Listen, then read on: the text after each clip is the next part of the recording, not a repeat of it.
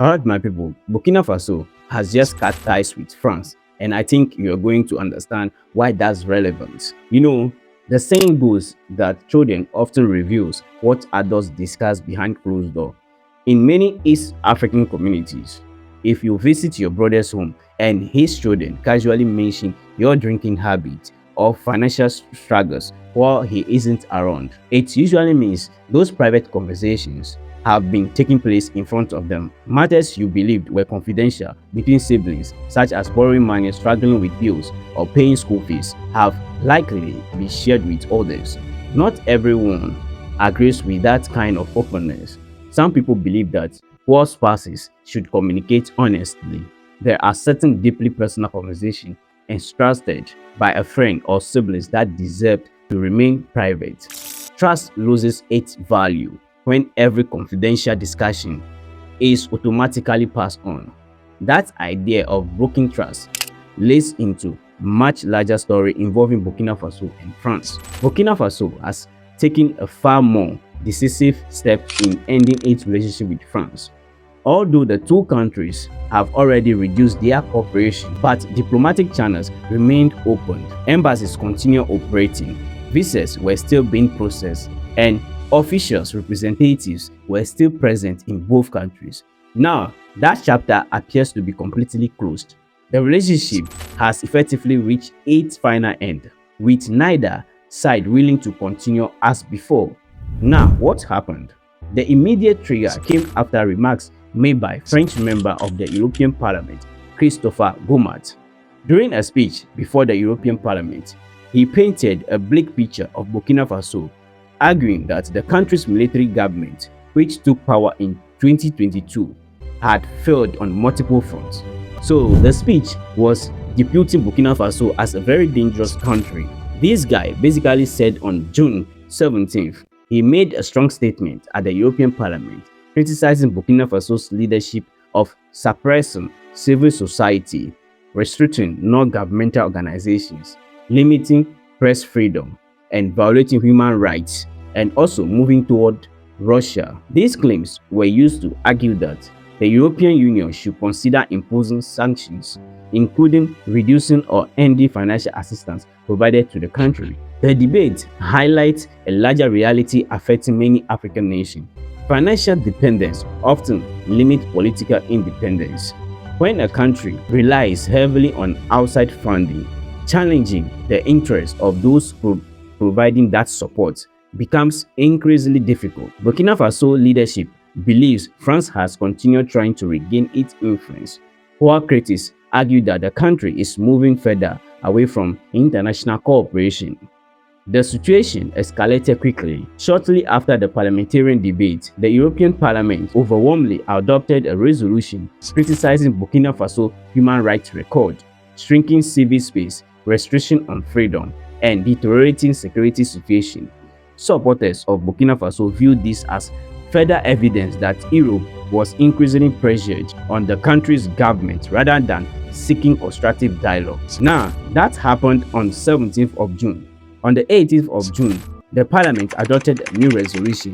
It was 476 people in favor against 75 abstention. Supporters of President Ibrahim Traoré argued that many of the accusations made by the European Parliament ignored the country's security challenges and the reasons behind the government's actions. One major criticism was that Burkina Faso has weakened civil society organizations.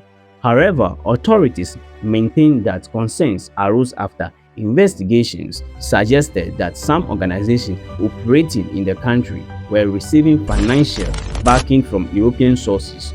From the government's perspective, accepting foreign funding while the country is attempting to reduce outside influence raises serious questions about loyalty and national security.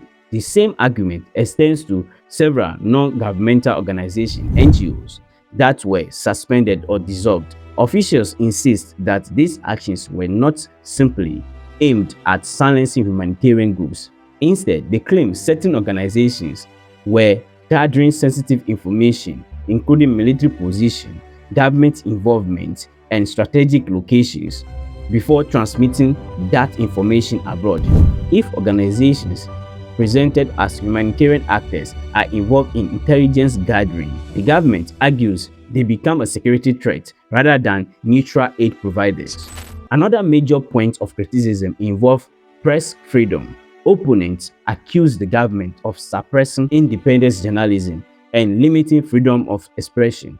Supporters of Traoré acknowledge that some journalists face government action but argue that this issue was more complicated than censorship alone. One example frequently discussed involved journalists who publicly claimed that the country's war against terrorist groups was exaggerated or even fabricated.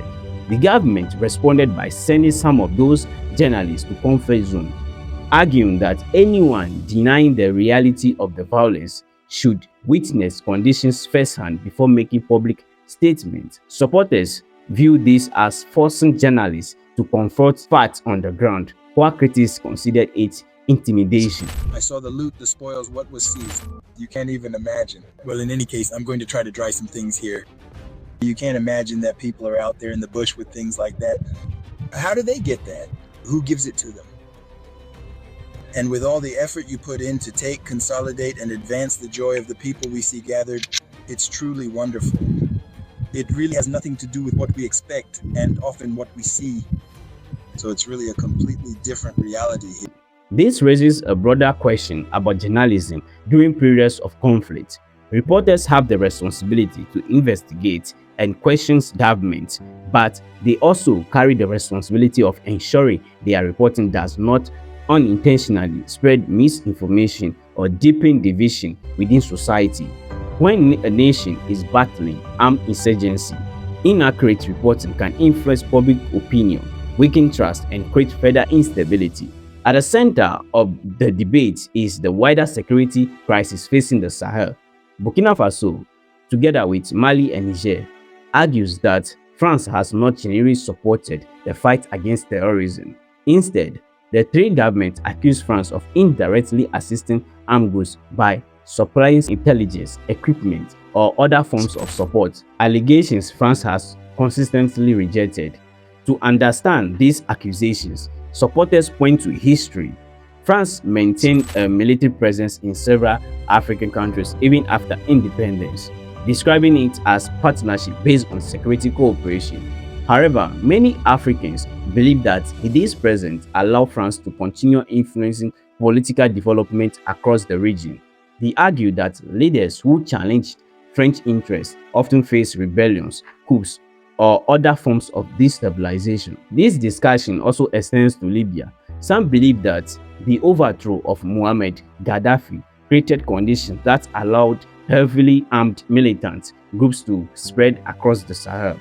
According to this view, the collapse of Libya opened the door for terrorism to expand into neighboring countries, creating the instability that continues today. Burkina Faso, Mali, and Niger argue that foreign military intervention have failed to eliminate terrorism despite years of operations. Their critics question why extremist groups continue expanding if international forces were genuinely succeeding. This belief has strengthened calls for African-led security strategy instead of continued dependence on former colonial powers. From the perspective of Burkina Faso's leadership, this event explains why the government decided to remove French military forces and pursue a different path. Officials argue that true sovereignty requires making independent decisions, even when those decisions create diplomatic tension with long-standing international partners. Burkina Faso ultimately decided that its relationship with France had reached a point of no return. Government officials announced the complete severing of diplomatic ties, arguing that repeated actions by France and recent development within the European Union demonstrated continued interference in the country's internal affairs. For Ouagadougou, the speech delivered by the French member of the European Parliament became the final incident that convinced the government it was time to end the relationship completely. As part of this decision, both nations are expected to shut down their diplomatic representations. French offices in Burkina Faso will close, while Burkina Faso will also end its diplomatic presence in France. The move represents one of the strongest political statements made by the country's leadership since taking power. The situation also highlights an important reality about international relations. Economic independence often determines political independence. Nations that rely heavily on financial assistance from foreign partners frequently find themselves under pressure when disagreements arise. Burkina Faso's leadership believes genuine sovereignty can only exist when African countries are capable of supporting themselves without depending on outside funding. This debate has been echoed elsewhere on the continent. The European Union recently raised concerns about governance and human rights in Tanzania, warning that future financial support will depend on greater transparency and international investigations. Tanzania leadership responded by strengthening diplomatic engagement with the other global partner, signaling that African countries increasingly have alternative alliances available.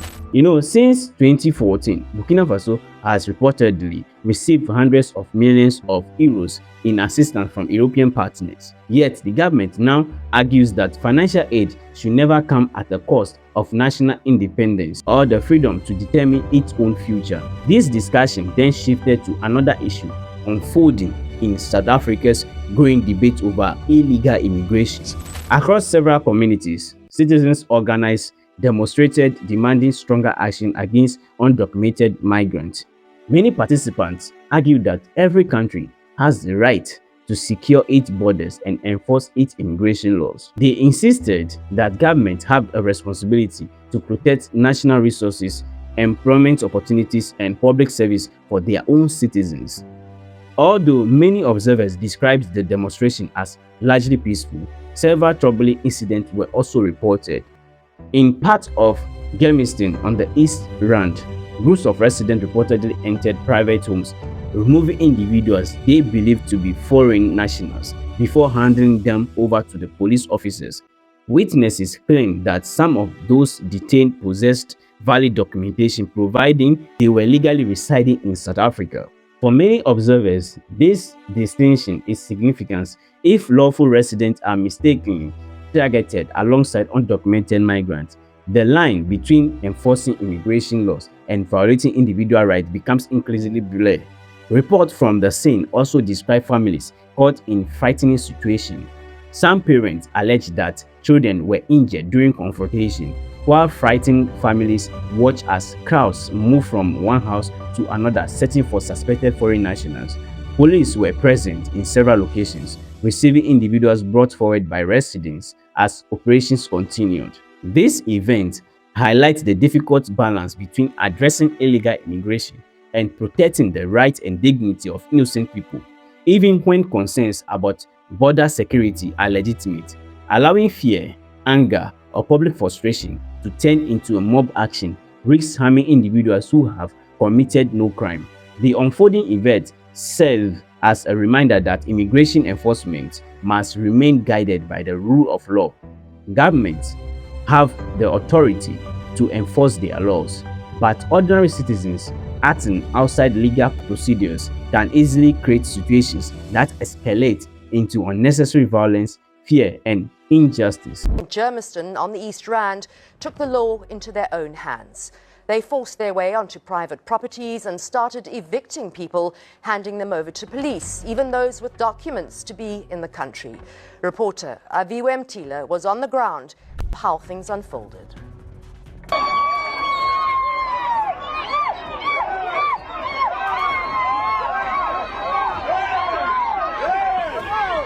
Yet again, another one has been taken by the residents. Another foreign national we suspect being taken by the residents.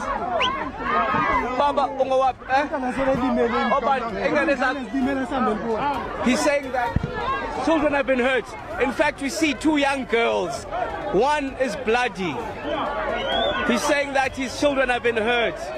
They with their mother. Here, they're crying, little girls. Who's that, man?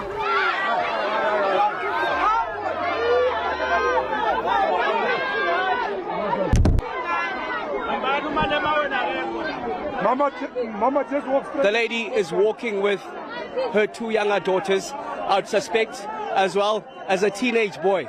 The father was escorted in a rough manner by the scruff of his neck, essentially, by some of these people on the ground here, who of course still continue fury in the streets of Germiston as they go house to house. The police are now basically watching on and receiving the foreign nationals, whether documented or undocumented, of Ekurhuleni here, as they're going in, essentially smoking them out.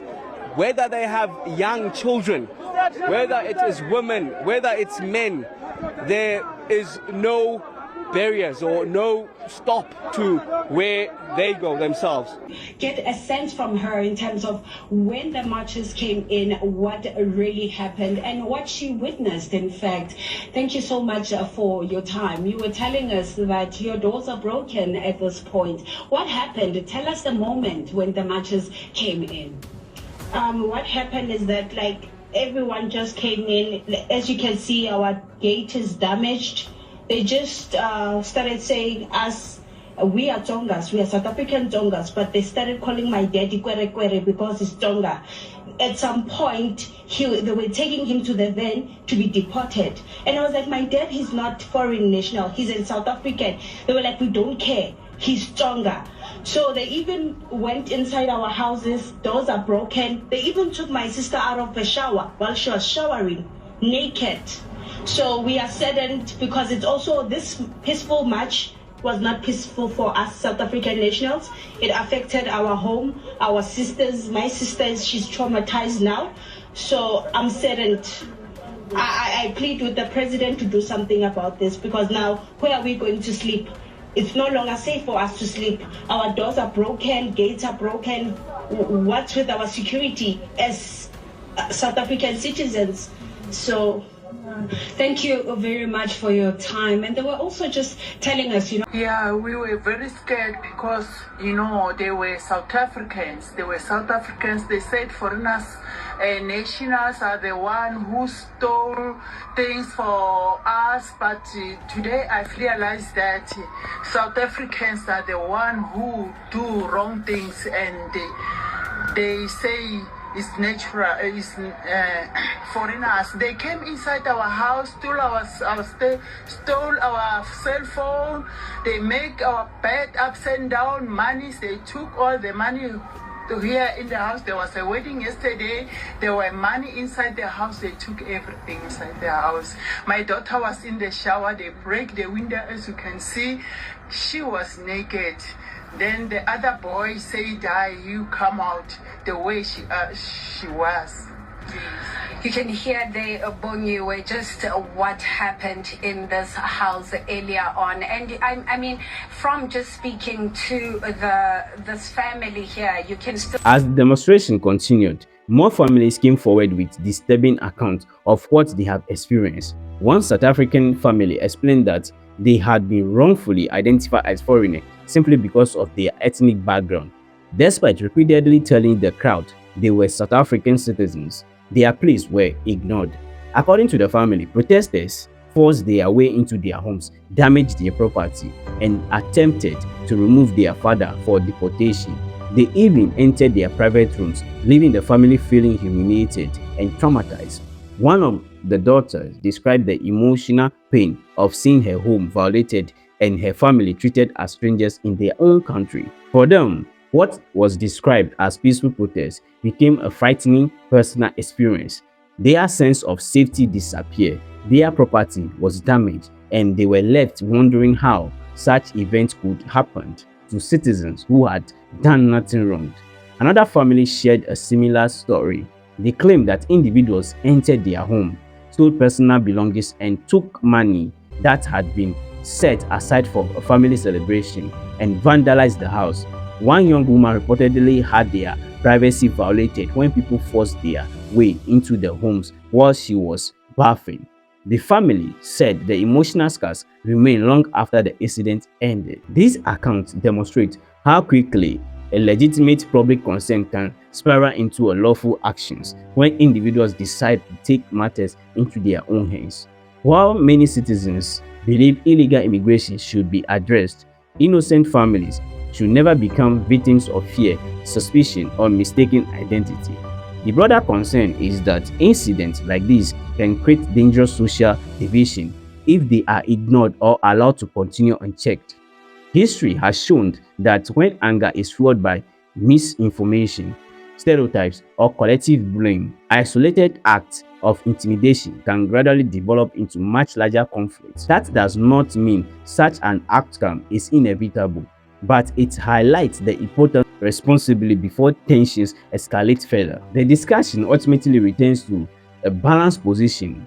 Every sovereign nation has the legal right to enforce its immigration laws and protect its borders. Countries are entitled to determine who may legally enter, remain, or work within their territory. At the same time, enforcing those laws must always respect human dignity and the rule of law. Illegal immigration should be addressed through lawful government institutions, not through violence, intimidation, or vandalism.